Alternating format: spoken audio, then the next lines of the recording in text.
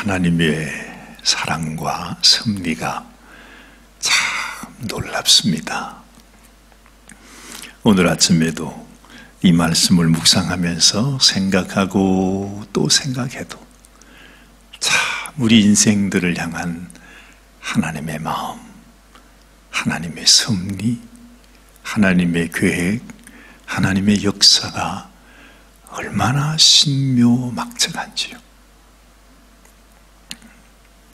우리를 위해서라면 우선 하나님께서 당신의 생명도, 당신이 하나밖에 없는 독생자도 아낌없이 내어주시는 하나님. 여러분, 이게 말이 된다고 생각하십니까? 하나님께서 저 같아도요, 아무리 큰 일을 위해서라도 제가 제 아들을 죽여야 된다, 그런 생각은 상상할 수 없습니다. 하나님께서 아무리 우리를 사랑한다 해도 어떻게 우리를 위해 하나님의 하나밖에 없는 아들을 죽이시겠습니까? 근데 하나님은 그런 분이십니다.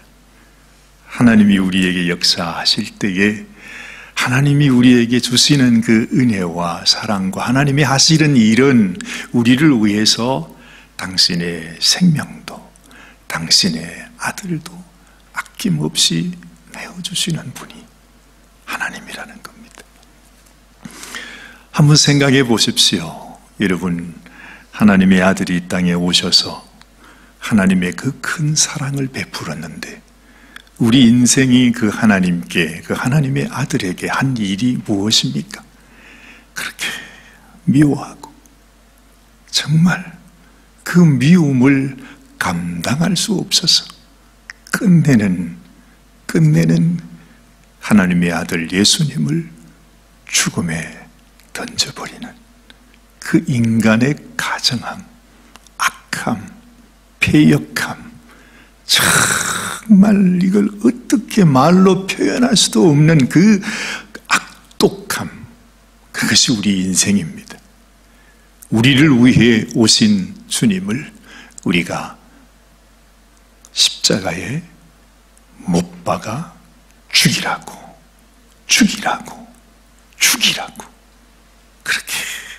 그렇게 부르짖고 외쳐가지고 결국에는 예수님 죽게 만들었습니다. 근데요, 참 놀랍지요. 하나님은 무슨 일을 하셨습니까? 우리 주님은 무슨 일을 하셨습니까?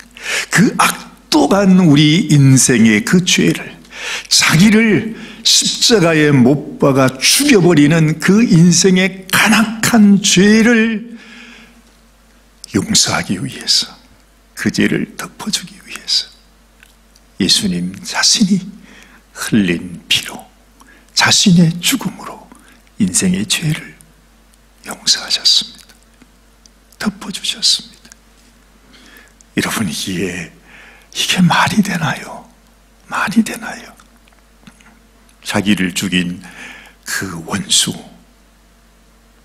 그들의 죄를 자신의 죽음으로 그 죄를 용서하고 그 죄를 씻어주시고 그 죄에서 우리를 구원하신 분이 하나님이세요. 아무리 생각해봐도 어떻게 이런 수가 나올 수 있나? 어떻게 이런 수가 나올 수 있나? 아무리 여러분 우리가 바둑을 둬도 참 수가 깊다, 대단하다, 뭐 이런 생각을 하는데 하나님의 수가 그렇다는 것입니다. 우리는 하나님을 버리고 하나님을 죽이고 그렇게 모질게 거역했는데 주님은 당신의 죽음으로 우리를 덮어주셨으니까요. 이 하나님의 마음을 알면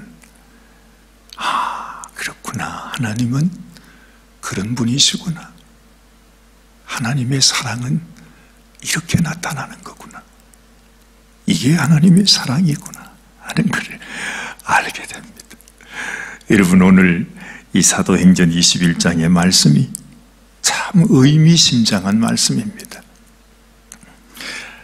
이 바울이 어떤 사람이었습니까? 오늘 여기 보면 유대인들이 바울을 죽이라고 마치 예수님을 죽일 때 부르짖었던 것처럼 이 바울을 그 성전에서 붙들어 가지고 이를 죽여야 된다고 지금 난리를 펴고 있습니다. 근데 여러분, 이 바울이 어떤 사람이었습니까? 불과 20년 전에 이들과 똑같이 이 바울은 예수 믿는 성도들을 잡아 죽여야 한다고 예루살렘뿐만 아니라 온 도성을 찾아다니면서 성도들을 잡아 죽이던 그 사람이 바로 바울이었습니다.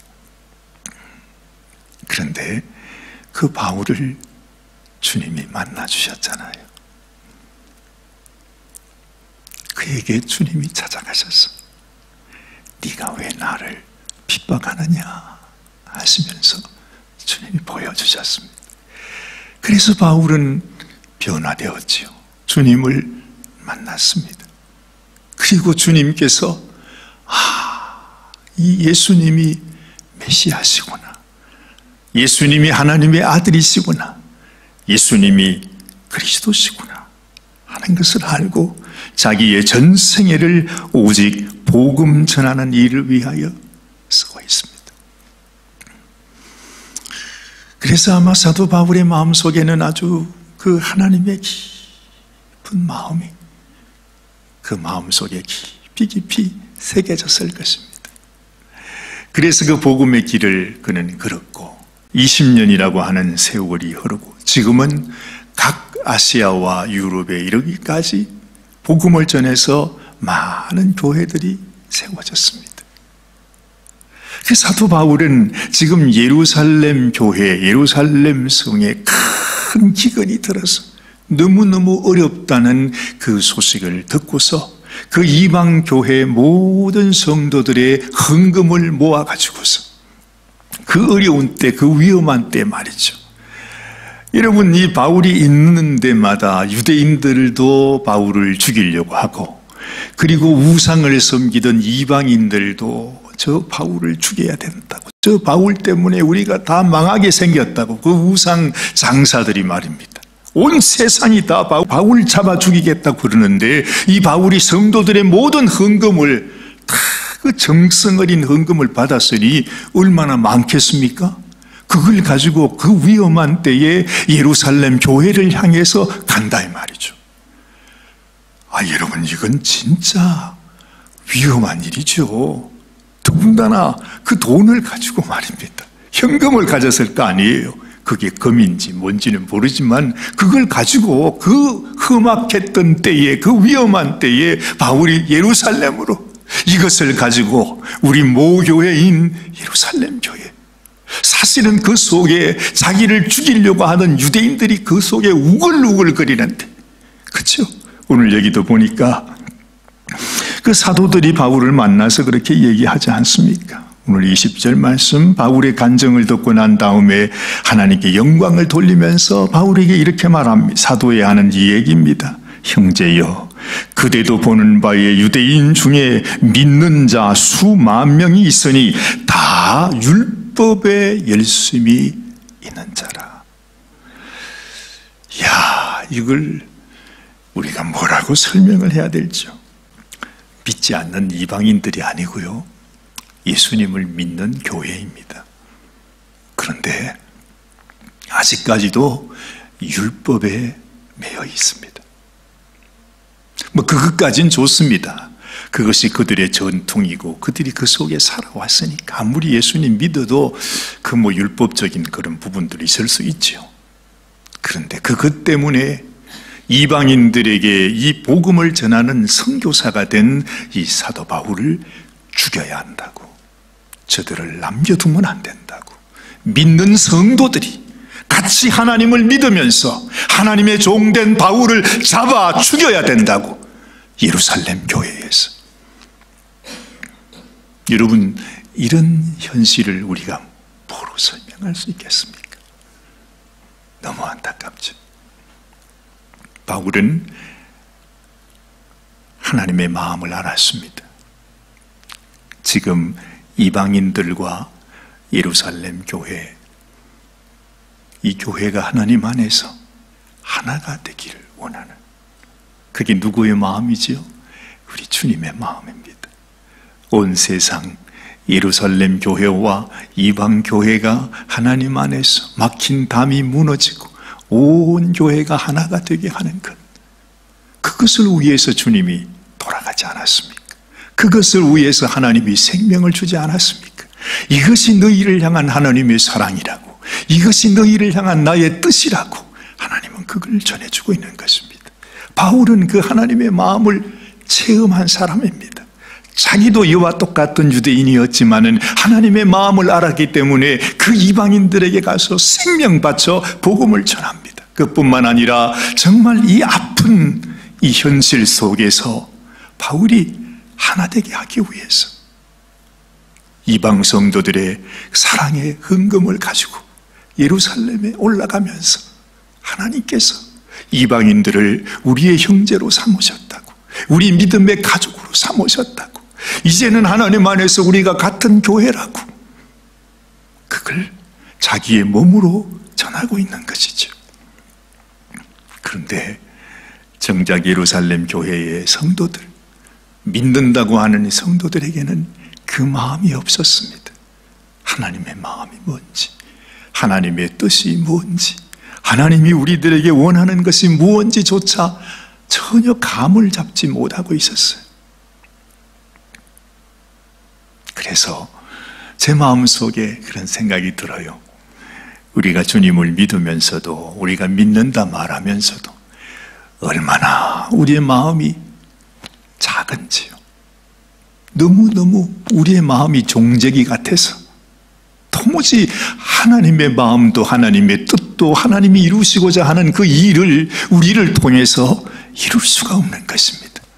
뭔가 하나님은 우리 한 사람, 믿는 사람을 통해서 하나님의 놀라운 역사를 이루어가기를 원하는데 우리 마음은 다 그냥 내 생각, 내 뜻, 내 욕심, 그냥 내게 묶여져 있어요. 이 예루살렘 성도들처럼 말이지. 오죽했으면 하나님께서 이 예루살렘 성도들을 남겨두고 이제는 예루살렘을 떠나서 이방 교회들을 향해서 하나님이 이렇게 놀라운 일을 이루시고 있잖아요. 언제나 하나님의 교회 속에서나 또 우리의 심령 속에서도 그래요. 한편으로는 내가 하나님의 뜻을 따라 순종해야 되겠다 하는 마음이 있는데, 또 한편으로는 그저 내 생각, 내 판단, 내 고집, 거기에 묶여서 그냥 나의 길을 가는 것입니다. 평생을 하나님을 믿는데도 하나님의 뜻이 나를 통해 나타날 수가 없어요. 이게 하나님의 슬픔입니다. 이 당시 초대교회 당시에도 이러했습니다. 그래서 그 사랑을 전해주기 위해서 그 위험 속에서 천신만고 끝에 헌금을 가지고 당신들을 사랑한다고, 당신이 우리 믿음의 친정이라고, 믿음의 선배들이라고, 당신들이 우리의 어른들이라고, 우리 이방인들의 믿음을 받아주세요. 우리의 사랑을 받아주세요. 우리도 예수님 사랑합니다. 우리도 하나님을 섬기게 되었습니다. 놀라운 은혜를 입었습니다. 우리도 주님 안에서 여러분들과 하나 되기를 원합니다. 이 바울이 마치 중매쟁이처럼 그 이방인과 유대교회들이 하나 되게 하기 위해 바울이 일을 하고 있잖아요. 니들은 뭘 합니까? 저 바울을 죽여라. 저런 놈 살려두면 안 된다. 어떻게 율법을 어기고 그런 잘못된 가르침을 전파하고 있느냐, 그러면서 이 예루살렘 교회 성도들이 바울을 죽이려 했다는 거죠. 그렇게 가지 말라 그랬어요. 여러분, 오늘 이 사도행전 21장 20장 말씀에 보면 하나님께서 또 여러 가지 그런 감동을 형제들에게, 선지자들에게 줘서 지금 바울이 예루살렘으로 가면 큰 환난을 당하게 된다, 그 경고를 계속하지 않아요. 그리고 바울도 알았어요. 내가 지금 이 예루살렘으로 가는 길은 마치 약을 가지고 불 속으로 들어가는 것과 같은 거예요. 그래서 바울도 환난과 결박이 나를 기다리고 있다고 성령께서 말씀하시지만은, 그러나 내가 이 하나님의 뜻을 이루기 위해서는 이 길을 갈 수밖에 없다고 바울이 그 예루살렘으로 들어가서 지금 이 어려움을 겪게 되는 것입니다. 근데 우리가 보면 정말 바울은 이제 죽게 되었구나, 이 바울이 이제는 더 이상 어찌 할 수 없게 되었구나, 그렇게 생각이 되는데, 참 놀랍게도 말입니다.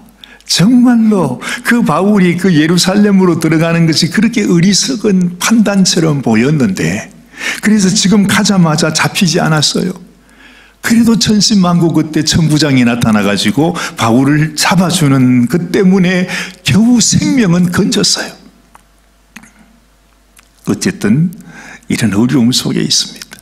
우리 생각에는 봐라, 이 바울이 이런 어려움을 겪는구나 생각되지만, 여러분 큰 그림을 한번 보세요. 큰 그림을. 이제 이 바울이 이 생명의 위협을 받으면서 죄수가 되는 거죠. 이제 어떻게 하죠? 이 바울이 그럽니다. 나는 여기서 포기할 수 없습니다. 이제 로마 천부장에게 붙잡혀서 이 바울은 내가 재판을 받기 원하는데, 나는 로마 황제에게 가서 재판을 받기 원한다고. 지금 이 죄수가 되어서 이제 어디로 가게 되느냐 하면 로마를 향해서 가게 된단 말이죠. 아니, 이 불나방 같은 바울이 불 속으로 들어갔는데, 그러면 그냥 불에 타서 죽어버려야 되는데, 놀랍게도 그 길이 하나님께서 로마에 가서 복음을 전하게 하시는 하나님의 섭리가 바로 이 죽음 속에, 이 불 속에 탈려 들어가는 이 바울을 통해서 하나님께서 그것을 사용해서 이 바울을 로마로 보내주시는 그 길이 되게 하셨다는 것이죠. 그냥 바울이 가면 로마에 가지도 못하고 죽어버리게 될 텐데, 여러분 이 천부장 군인들이 이들을 다 감싸고 보호해가지고, 이 바울이 죄수라고 하지만 사실은 이 바울의 호위병이 되어서 바울을 로마 황제 앞으로 인도하는 호위병으로 로마 군인들을 사용하고 있는 하나님을 보는 것입니다. 참 놀랍지 않아요?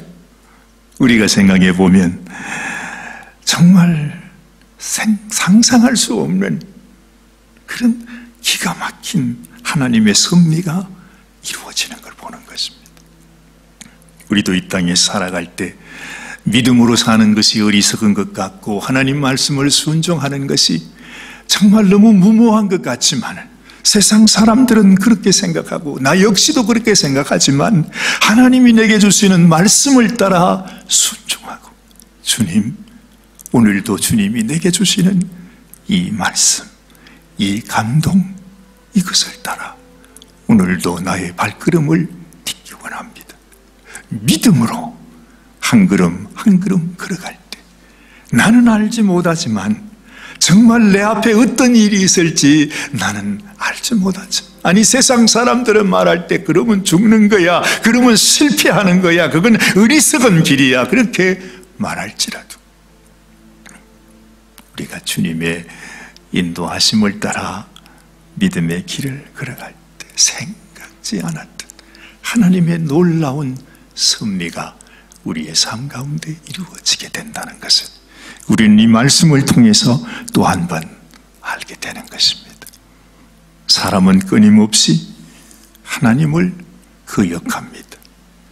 하나님을 죽이려 합니다. 순종하지 않으려고 합니다. 그러나 하나님은 우리의 이 패역함, 악독함, 이 어리석음을 하나님이 사용하셔서 하나님은 우리에게도 은혜를 베풀어 주시는 하나님.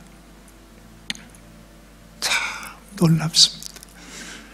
그래서 인생이 어리석어도 내가 하나님 안에, 믿음 안에 살면 하나님의 이 놀라운 섭리가 우리를 붙들어 주는 것입니다. 우리를 인도해 주시는 것입니다. 그래서 오늘 이 아침에도 이 말씀 안에, 믿음 안에 우리가 주의 뜻을 따라 순종하기 원합니다. 주님, 나의 인생의 목자가 되어 주시옵소서. 그런 소원으로 우리가 주님께 나아가야 할 줄로 믿습니다. 기도하십시다. 하나님, 우리 주님도 이 땅에 오셔서 당신의 생명을 내어주시는 길을 가셨고, 이 사도 바울도 그 주님을 만난 이후에 그 생명, 오직 주의 말씀을 따라 순종하며 살기를 원했습니다. 우리가 보기에는, 이 세상의 눈으로 보기에는 너무나 어리석고 무모한 것처럼 보였을지라도 하나님, 그 믿음과 그 헌신과 그 사랑을 통해 하나님이 이루시는 놀라운 섭리가 그 가운데 이루어지는 것을 우리가 봅니다. 하나님, 우리의 마음속에도 우리 하나님의 뜻을 따라 순종하고 하나님의 깊은 마음, 하나님의 깊은 뜻, 하나님의 그 놀라운 계획이 이루어지는 삶이 되게 하여 주시옵소서.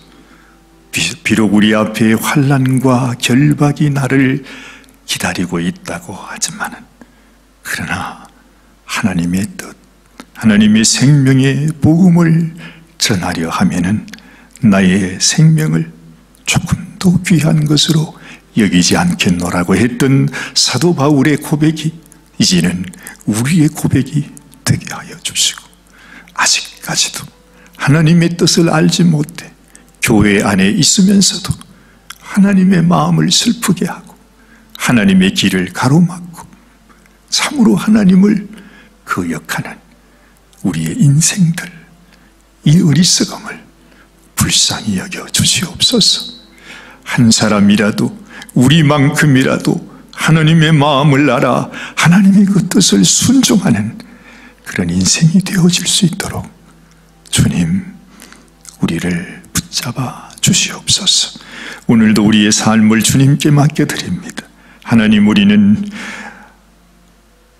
우리의 앞길을 알지 못해도 주님 앞에 우리의 삶을 맡기오니, 주여, 주님의 길로, 주님의 뜻대로, 주님의 계획하신 곳을 당신의 놀라운 뜻이 이루어지는 그 길이 되게 하여 주시옵소서.